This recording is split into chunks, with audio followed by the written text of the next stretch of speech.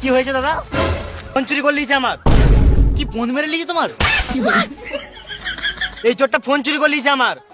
এই চোরগুলোকে আমার দু চোখে দেখতে ইচ্ছে করে না। কাকা প্রথম থেকে বলো তো এখানে কি হয়েছে? পাশের পাড়ার বৌদির সাথে কথা বলতে যাচ্ছিলাম, এই চোর চুদার আমার ফোন নিয়ে পালাচ্ছিল, ওই জন্য গাছে বেঁধে মারছি। বেশ ঠিক আছে, তুমি চোরটাকে মারো, আমাকে বৌদির অ্যাড্রেসটা দাও, আমি ঘুরে আসি। আমার বৌদির অ্যাড্রেস তোমাকে কি কারণে মাথায় দেবো? আমার মাল আমি খাবো। ও কি ভুল করেছে? এক মুঠো ভাতই তো খেয়েছে। তোমাদের এত বাজে মানসিকতা, এক মুঠো ভাতের জন্য ছেলেটাকে বেঁধে মারছো।